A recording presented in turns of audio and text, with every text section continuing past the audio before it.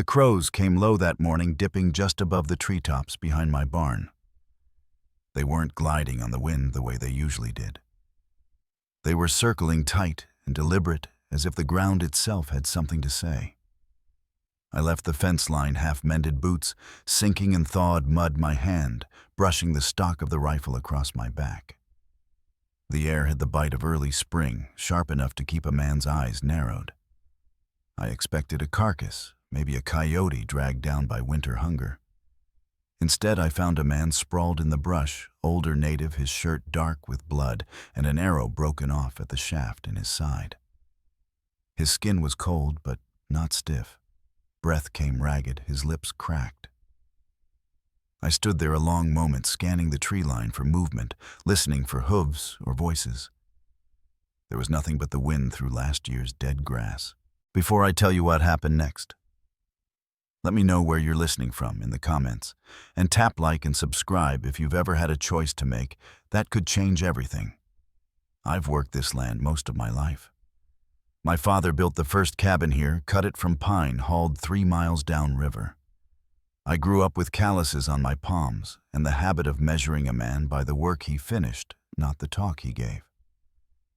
Winters taught us thrift. Summers taught us to keep a shovel close. We didn't waste a thing, not nails, not food, not daylight. Sundays were for washing the dust off and setting the table straight, but every other day belonged to the work. After the war, I came back different. The noise in my head was quieter out here, and the land didn't ask questions. But the old ties didn't hold the same. My folks had passed, neighbors moved on, and what crew I once had scattered. I kept the ranch going with my own hands, mending what broke, feeding what lived, burying what didn't. Out here, coin from the railroads and the cattle barons could change the shape of a town overnight. Men in clean coats spoke of progress, but it was always their kind of progress, one that pushed smaller folk to the edges. My place wasn't worth much to them, not yet. And I was fine keeping it that way. The less notice I drew, the longer I could keep the gates mine. Still, solitude wears on a man in ways he doesn't notice until the years pile high. I stopped marking the dates, stopped going to town unless I had to. Days blurred into the same slow pull of chores, the same cold evenings by the stove, the same unbroken silence between the barn and the porch. That morning with the crows, I didn't think about law or consequence, only that a man lay dying on my ground. I dragged him to the barn, set him down in dry straw-boiled water, poured whiskey into the wound until the flesh jumped under my hands. He never woke, only groaned once. I kept the rifle close that night, my bedroll by the barn door. By the 4th day, he could take a little broth, though he still hadn't spoken a word. On the 5th, I stepped in with a tin of beans and found the blanket folded neat, the straw still warm. No tracks in the yard, no sound but the wind. I told myself it was over. Whatever business he carried had left with him. But the air felt different, heavier somehow.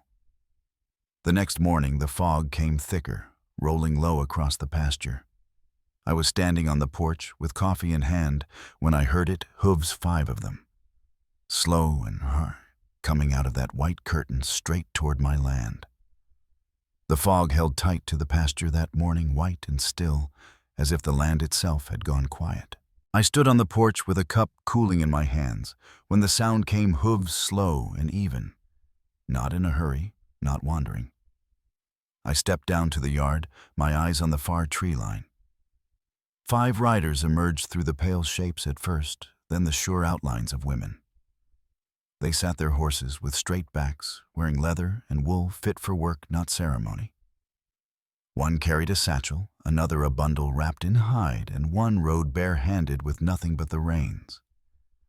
They drew up a short distance from me, their breath showing in the cold. The tallest, broad in the shoulders and steady in the eye, eased her horse forward. "You helped our elder," she said, voice clear in the still air. I said nothing, watching her. We came by choice. We won't take anything. We came to help what needs rebuilding. Her words were plain, no tilt toward asking.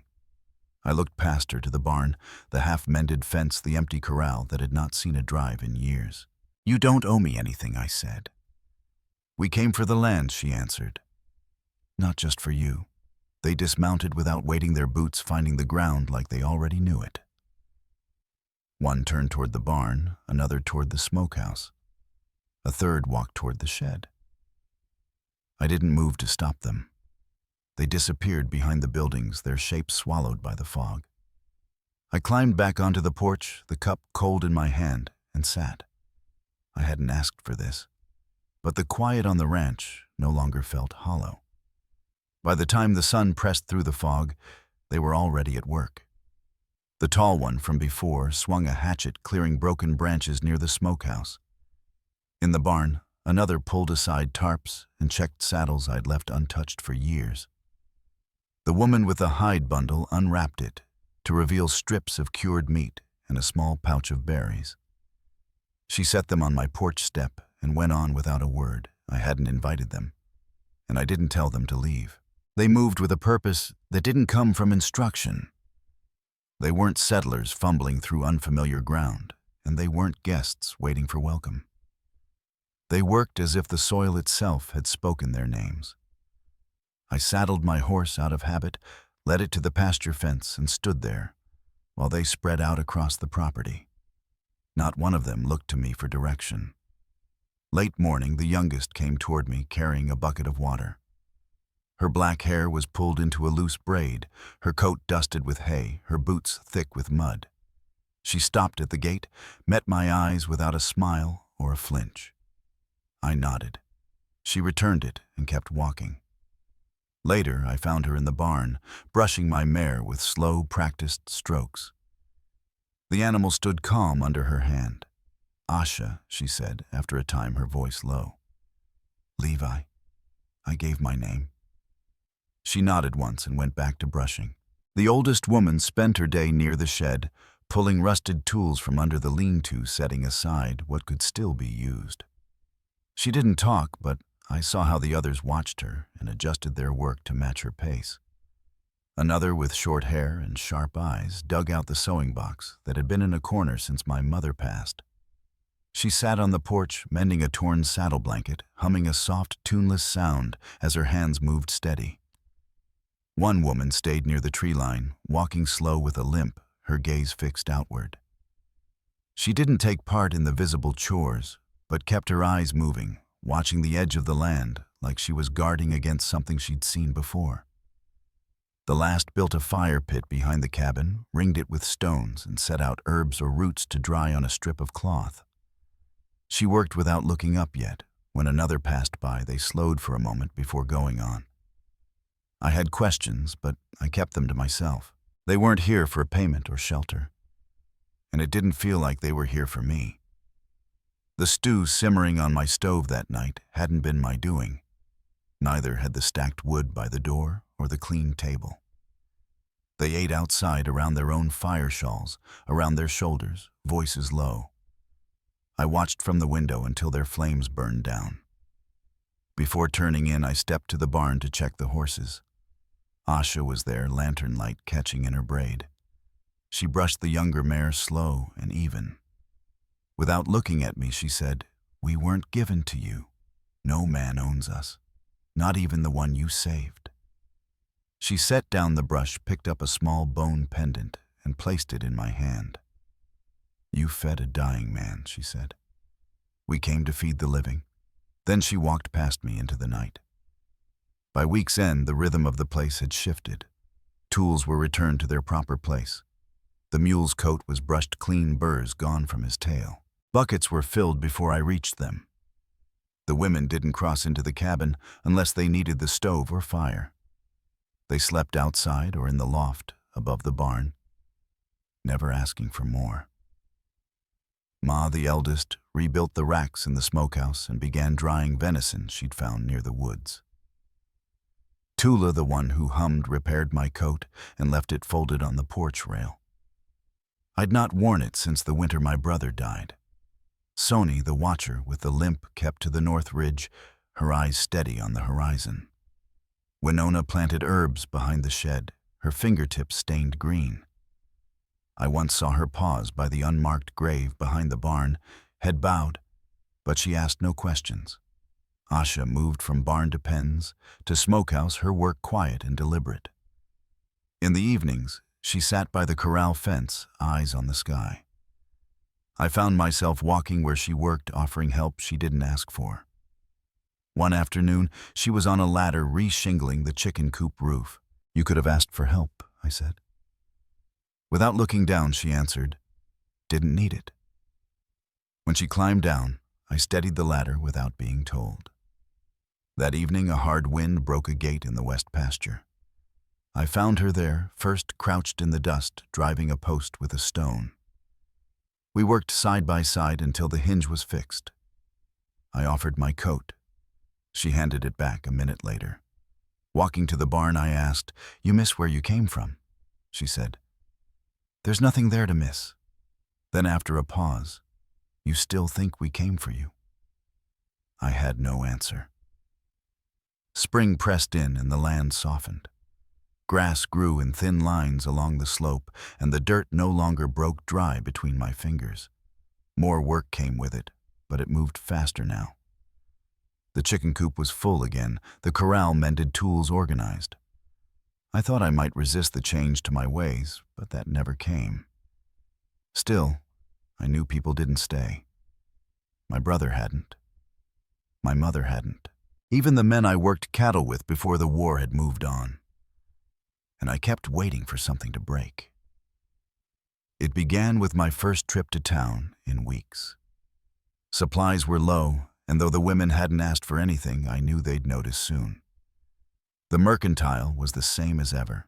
Same slanted roof, same rusted bell, same tired eyes behind the counter. But the air inside shifted when I walked in. The old man behind the counter glanced up, then away. Two men near the stove stopped talking. One of them, Roy Dinsmore, nodded slow in a way that wasn't friendly. I gathered flour, salt oil, and rope. At the counter, the shopkeeper bagged the items without a word until another man stepped up beside me. "Heard they ain't white," he said.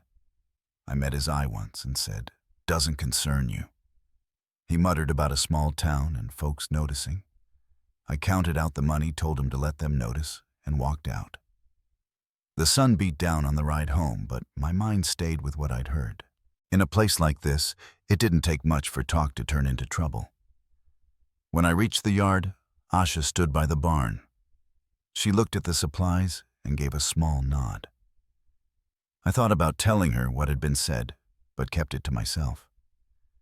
That night, clouds rolled in and the wind picked up. Mika moved fast through the dark to shutter the smokehouse. Tula ran tarp over the seed bins. Sonny took her place at the ridge even as the rain cut sideways. Winona worked in the shed, saving what herbs she could. In the barn, Asha brushed the horses dry under lantern light. I stepped beside her, water dripping from my coat. "They're talking in town," I said. "About you being here. About all of you." She stopped brushing. "They always do," she answered. Her voice carried no fear, only the weight of knowing.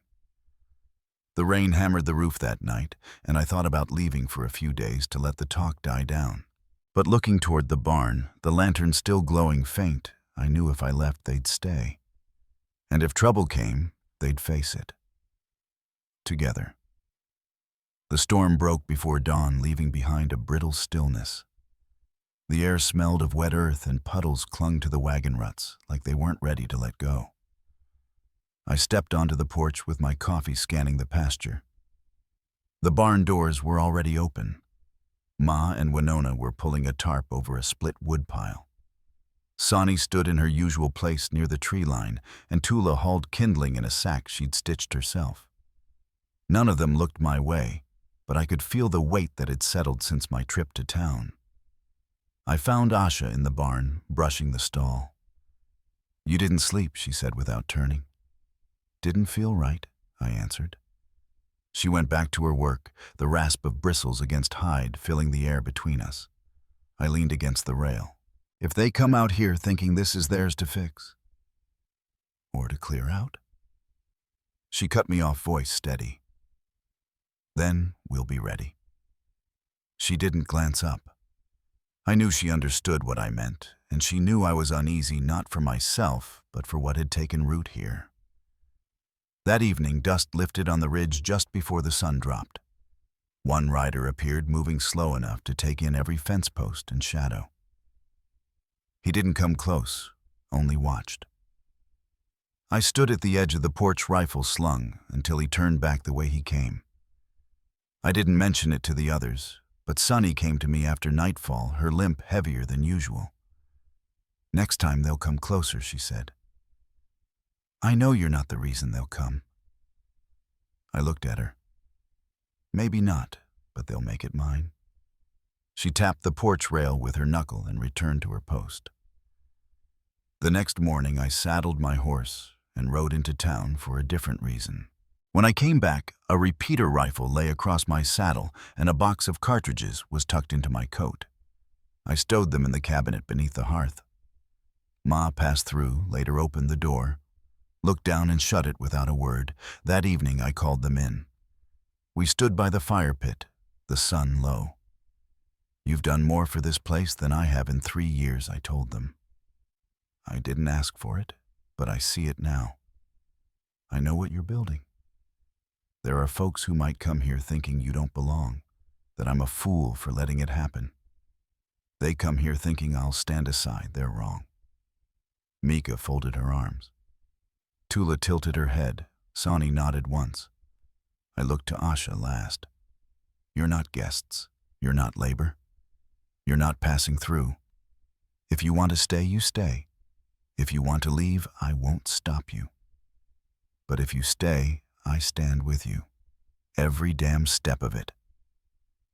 Asha stepped forward just enough to close the gap between us. "We already stayed," she said. "We just waited to see if you would." That night, for the first time, we all ate together.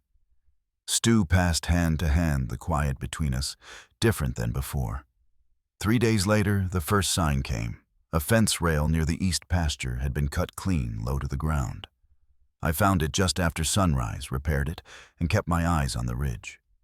That evening, Mika brought me a wrapped bundle. Inside was an obsidian knife, a pouch of tobacco, and 2 broken eagle feathers. "These were left by the tree line," she said. "They weren't ours."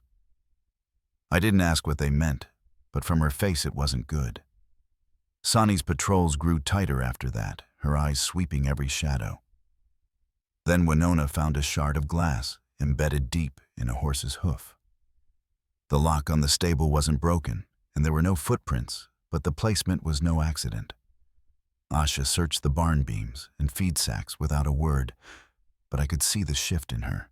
That night I took the porch with my rifle across my lap. Mika worked in the shed sharpening tools. Tula carried water to the barn. Sonny stayed in the trees. Around midnight, Asha stepped outside and sat beside me. "They're trying to draw us out," she said.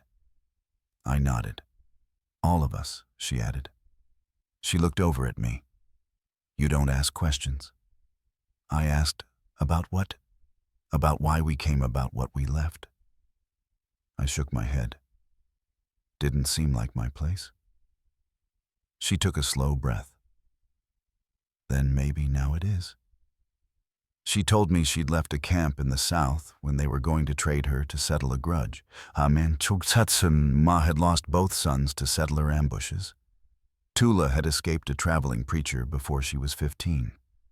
Winona had been cast out for healing someone her people called cursed. Sonny had been a tracker for the military until she turned on them and was left with her limp. "They didn't give us to you," Asha said again. "We came because we saw what you did. And because we needed a place that didn't demand, we explain our pain just to be allowed to exist." I listened without moving. These weren't women in need of saving. They were already past survival. Rebuilding was the harder part. Asha leaned forward, elbows on her knees. "Whoever's out there thinks we're alone." I met her eyes. "We're not." She nodded once, then stood and went inside. By morning, the rain had started again. Near the fence, I found a boot print facing inward. It was fresh, too heavy for a scout, too deliberate for a wanderer. They had crossed the boundary and turned back. I brushed the mud smooth, then headed to the cabin. Inside, the women worked as they always did, slicing meat, mending, patrolling. There was a man out there, I said. No one panicked, but the pause in the room was long. Print was fresh north side, not ours. Asha kept stirring the pot on the stove. You think he'll come back? Yeah, I said. Mika asked. How many you think could be one, could be more watching? I looked to Asha. You know how to use a rifle? I know how to survive, she answered. By midday, we were making ready not for a fight, but for presence. Sonny brought news of 2 horses passing through the brush to the west. No camp, no sign of them leaving. Mika and I reinforced barn and shed doors. Asha checked the horses. Tula stashed dried meat in the cellar. Winona buried her herbs in a bundle behind the smokehouse. That night, I walked the perimeter alone. Every sound carried further, every shadow seemed closer. Inside, they sat around the table, not eating, just sitting in the same quiet resolve I'd seen before. I leaned my rifle by the door. We could turn them back if we show we're not soft. Not waiting, I said. Mika met my eyes. They won't expect us to be united. Asha added. They'll expect you to choose yourself, Tula said. Not all of us. I didn't argue. The next morning, 3 riders appeared at the pasture edge. All armed faces shadowed under their hats. I walked out to meet them, rifle on my shoulder. Asha followed 2 steps behind. Ma, Tula, and Winona stood in the barn doorway. Sonny was somewhere in the tree line, watching. The lead rider spoke first. Been hearing stories about a rancher up here feeding folks who don't belong. You must be lost, I told him. He leaned forward in his saddle. A lot of folks in town don't like the idea of you keeping company with outsiders. Then they can stay in town, I said. One of the others laughed under his breath. We're not here to start anything, the lead said. Just figured maybe it's time you cleared the place out before things get tangled. Asha stepped forward. We're not leaving. His eyes narrowed. Wasn't talking to you. You are now, Mika said, her voice like stone. Tula lifted her chin. No law says we can't stay, I added. And no law says you can make us go. The pause stretched. The man's jaw worked. He'd expected less resistance, maybe a division he could pry apart. But there was no opening. I stepped closer. If you think 3 men and a few threats will undo what we've built, you don't understand who you're dealing with. His gaze shifted, reading the truth in the faces behind me. In the end, he clicked his tongue, turned his horse, and rode off. The others followed. I stood there until their dust settled, then walked back toward the barn. The day went on, but the ground under us had shifted. Whatever came next, they knew we would meet it together. The days after the riders turned back carried a different kind of quiet. It wasn't the stillness of a storm having passed. It was the pause before someone decided whether to test you again. We kept to our work, but no one mistook the silence for peace. Sonny shifted her watch higher along the ridge. Asha kept her knife on her hip while tending the horses. The rest of us moved about the place with an unspoken readiness, tools and chores in hand, but our eyes drawn now and then toward the tree line. By midday on the 3rd day, Tula came back from the creek without her usual hum. Her shirt was torn along one side. She set a broken leather strap on the table. Someone followed me, she said. Didn't get close, but they wanted me to know they were there. I turned the strap over in my hand. A knot tied near one end caught my eye. It could have been tribal or not. Either way, it was a sign meant to be seen. We gathered without needing to be called. Mika leaned her shoulder to the wall. We waiting again, she asked. No, I said. Not this time. I went to the loft and brought down the old branding iron. I hadn't used it since my brother was alive. I set it on the table. We stake it proper. Our mark on the fence, the barn, the gate. Let them see this place is claimed. I looked at Asha. You said this land doesn't belong to me. You were right. But it belongs to us now if we say so. Her eyes held mine a long moment before she gave a slow nod. The work began before the sun dipped. Tula stitched a symbol into the corner of the new canvas over the shed. Mika crushed charcoal into oil and painted another across the smokehouse door. Winona placed 3 stones in a triangle behind her herb bed, a sign from her mother's people. Sani cut a braid from her own hair and tied it to the main post at the corral. When the iron was ready, I pressed it with Asha standing beside me into the outer gate.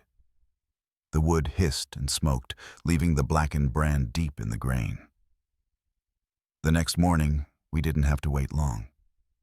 Hoofbeats rolled over the hill just before noon. 6 riders came this time, lined in a slow approach. They didn't ride like scouts, they came to be seen. Faces I didn't recognize, but their intent was plain. I stood in front of the barn rifle across my chest, not raised. The women took their places beside me, one to each side. The lead man pulled up just shy of the corral, his eyes running over the brand on the gate and the marks on the doors. "You're not from here," he said. "No," I answered. "But we're not leaving either."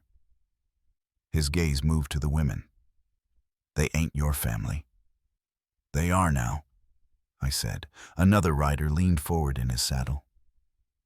"You know what this looks like? A man getting himself killed for people who don't belong." Mika stepped forward, her voice clear. "We've belonged nowhere long enough. That ends here," Tula added.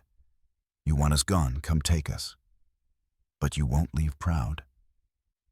The men shifted in their saddles, hands near holsters, but no one drew. Asha moved up beside me, her knife at her belt, her eyes fixed on the lead rider. "You think silence means weakness?" she said. "It doesn't." I watched the man's expression change. They'd expected us to be divided, someone willing to step aside. But all they saw was a single line. The leader spat into the dirt, turned his horse, and rode off. The others followed without a word. We stood still until the sound of hooves faded. That night the fire burned longer than usual. Winona passed a pot of stew from hand to hand. Sani stayed by the door but didn't stand her watch outside. I looked at the faces around the table, the lamplight catching each one. The place didn't feel like it had before. It wasn't a ranch, just holding on. It was a home. Through the weeks that followed, no one mentioned the riders. Word must have spread. No one came up the ridge again. The town kept its eyes turned inward, or maybe it just didn't know how to look our way anymore. The ranch carried itself. The coop filled with eggs, the garden sprouted beans and squash, the horses held their weight. When the pump failed by the creek, Asha and Mika took it apart and fixed it before I'd even known it was broken. The changes came quiet. Mika's limp grew lighter, and her voice softened when she called for help with the wood. Tula built a swing between 2 ash trees, and each evening she sat there humming tunes that no longer sounded like they belonged to the past. Winona set her jars of herbs back on the shelf, no longer hidden away. Sani began sleeping indoors by the window, where she could still see the trees. Asha spent more time near the cabin, sometimes sitting by the corral fence, with her knees tucked to her chest, her eyes on the open land. One morning, after a long night mending the barn roof, I woke to the smell of fresh bread. In the kitchen, a loaf cooled on the sill.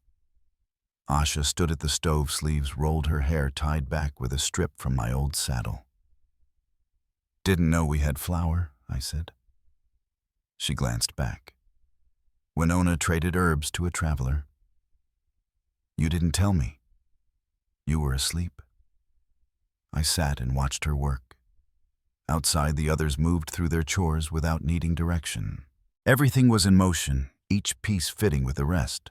I looked at Asha's hands, the same hands that had braced a fence post in the storm, that had handed me the carved bone pendant. You ever think about leaving? I asked. She paused. I used to. Now I just want to hold. Later that day, we worked on a new fence line along the west pasture. The old posts had rotted, leaning into the wind like they were done standing. I dug deep into the soil, sweat running down my back. Mika held the beam while Sonny tamped the dirt. Tula carried buckets from the creek, and Winona handed me a folded cloth to wipe my face. Asha brought nails without being asked. When we stopped for water, I leaned on the new post and looked across the land. You think it'll last? I asked. Mika squinted at the horizon. Only if we do. We stood a little taller after that. That evening, we ate outside under the open sky.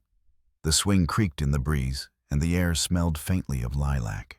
I took out my old journal, the one I hadn't touched in years, and wrote one line, "They stayed." I closed it and looked across the table. Asha caught my eye. She didn't speak. She didn't need to. By late summer, the land held steady under our work. The garden gave enough for both table and storehouse, the chickens laid regular, and the horses carried their weight without losing it in the heat. We moved through our days without wasted motion, each task falling to the hands best suited for it. The brand on the gate had weathered to a deep brown, the paint on the smokehouse door dulled by sun, but nothing about them looked forgotten. The quiet had its own weight, though. We all felt it. No riders had shown in weeks, but Sonny kept her watch just the same. She leaned on her carved stick, scanning the ridge, eyes narrowing when the wind shifted. Asha stayed closer to the cabin, now working the corral fence or hauling water, but always with her knife in easy reach. Mika split her time between the smokehouse and the woodpile, her limp hardly noticeable anymore. Tula still sat in her swing each evening, humming over whatever stitching lay in her lap. Winona tended the herb plot behind the shed sleeves, rolled fingers stained from the leaves. One afternoon, as we were repairing a loose board along the south fence, the sound of hooves carried from the far slope. Not many, just one horse moving at a steady pace. We stopped without needing to speak. The rider came into view as a shadow first, then the shape of a man, his hat brim low. He didn't approach the yard, only slowed at the rise, and sat there for a moment looking down. Then he turned and rode back the way he'd come. That evening the air cooled fast, carrying the smell of dry grass. Asha was at the pump filling buckets. You saw him, I said. She nodded once. He'll be back. Her voice didn't carry worry, only certainty. I tightened the hinge on the gate and left it at that. 2 days later, the back latch on the barn was found unhooked. No damage, nothing missing, but it had been fastened the night before. Mika ran her palm along the frame. They're testing it, she said. Winona came from the shed with a jar in her hand, found this in the herb bed. She passed it to me, a small tin empty, but with a faint smell of tobacco. It hadn't been there yesterday. That night we sat around the table longer than usual. They want to see if we're paying attention, I said. So we make it plain we are. Sonny shifted her weight. How? By showing we're not waiting on them to decide what happens here. The next morning we began reinforcing what was already solid. Mika checked every hinge and latch. Asha walked the fence lines with me, repairing any weakness we found. Tula and Winona took turns at the ridge, while Sonny moved along the lower ground. No one spoke much. The rhythm of work filled the space. In the afternoon, I saddled my horse and rode to the trading post 2 miles east. I picked up more ammunition, extra lamp oil, and nails. The clerk wrapped the items without comment, but I felt the eyes of a man at the back table following me. He didn't speak. Neither did I. The ride home was quiet, but watchful. When I returned, the women had a small fire going near the shed. Asha stood wiping her hands on her skirt. Something, she asked. Just a pair of eyes that didn't look away, I said. She nodded, then went back to coiling rope. That evening, before the light was gone, we set a second brand smaller, but carved into the main corral post where it would catch the morning sun. It was a statement plain and solid. This was ours. The next day passed without sign. By the second, the stillness had begun to stretch thin. It broke near dusk when the faint thud of hooves came from the north ridge. This time more than one horse. We gathered at the porch, eyes fixed on the rise. 4 riders appeared at their approach, slow, deliberate. They stopped short of the yard, scanning the spread. The lead man, tall in the saddle, called out, "Place looks different since last I saw it." I stepped forward. "We keep it worked." He tipped his chin toward the women. "Still got company, I do," I said. "And they're not company, they're part of it." One of the men on his right gave a half smile. "Part of it, huh? That what you're calling it?" Asha stepped to my side, her gaze steady on him. "Call it what you want. We're not leaving." The lead man's eyes stayed on me. "Town's been talking again." "Let them," I said. "They talk enough or they might forget to ride this far." He didn't press, only looked past us at the marks on the gate and the corral post. Then he pulled his reins and turned away. The others followed. We stood there until they were gone. When night fell, the fire burned steady in the stove. No one spoke much, but we all knew the line had been held for now. The work would go on tomorrow, same as it had yesterday. Still, the ridge would be watched and the latches checked. We were ready for whatever came next. The riders didn't come back the next day. Still, we kept the same pace, 1 pair on the ridge, another moving the lower ground, the rest at work close to the house and barn.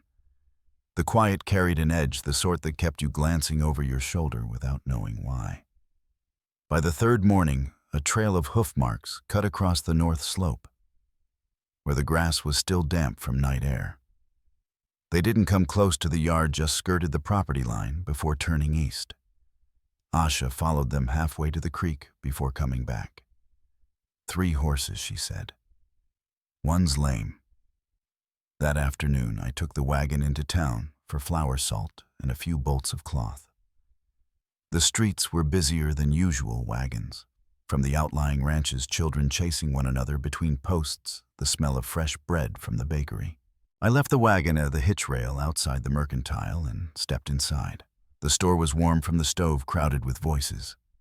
As I gathered what I needed, a man I didn't know came in and leaned on the counter near the nails. He was tall, with a gray coat and a hat brim low over his eyes. He asked the clerk about buying a team of mules, his tone easy, but his gaze drifted to me more than once. When I finished paying, he tipped his head and said, "Heard you've got more hands out your way now." I met his eyes, gave no answer, and carried my goods outside. By the time I loaded the wagon, he was gone. On the ride back, the hills looked the same, but the stillness seemed heavier. When I reached the gate, Sani was waiting. "2 riders passed an hour ago," she said. Didn't stop, but they looked it over. Mika was on the porch rail, oiling the hinges of her knife. Tula stood just inside the door, her sewing in one hand. We didn't speak much. Supper was eaten in the same quiet. The next morning, Winona found a strip of cloth snagged on the fence near the east corner. It was coarse, faded, torn from someone's sleeve. We burned it in the stove, the smell of singed cotton filling the room. No one said it, but we all knew what it meant. We decided then not to wait for them to choose the hour. Asha and I rode out before midday, following the ridge north until it sloped toward the flats. We found the remains of a camp, a cold fire ring, a few hoofprints in the soft dirt, and a length of rope left behind.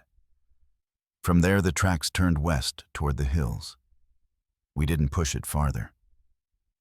The ride back was long enough to give the news to each watcher on the way. By the time we reached the yard, the women had tightened every latch and shutter. The corral gates had new wedges at their bases. The shed door had an extra bar inside. That night, the wind came up, rattling the shutters. The lantern on the table threw steady light, but shadows shifted across the walls. I checked the rifle by the door, then the one by the window.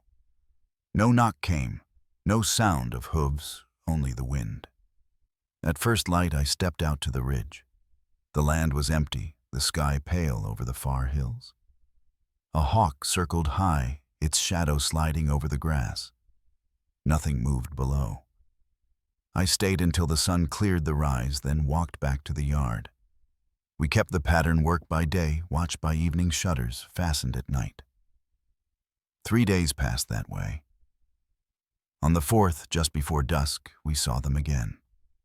4 riders at the crest, the same lead man as before the lame horse, now missing from the group. They didn't call out this time. They sat there looking down, the wind lifting the edges of their coats. After a long minute, they turned and rode west. We watched until the ridge hid them. No one spoke. The night settled in around us, and we waited to see what the next day would bring. By dawn, the air was heavy with the smell of rain far off, though the sky over the ridge was still pale and dry. I saddled my mare and rode the perimeter while the others readied for the day. The grass along the north fence lay pressed in one place, as though someone had stood there for a long time.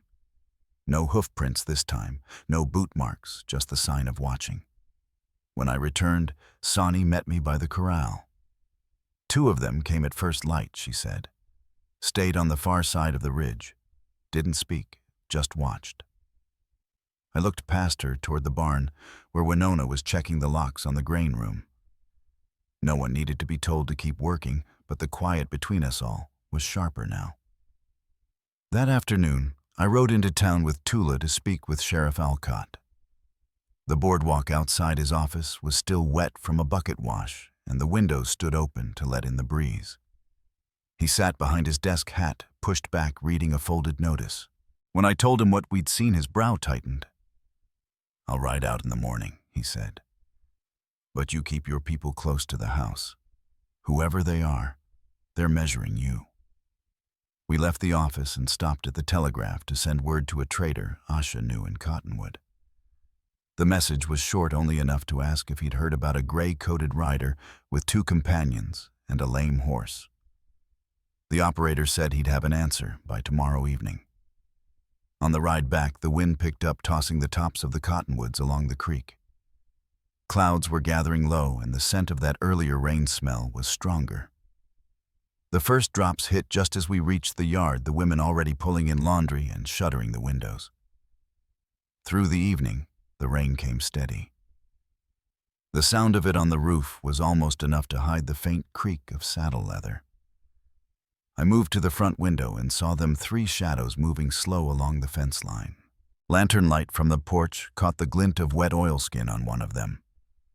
They didn't stop, just rode the line and disappeared into the dark.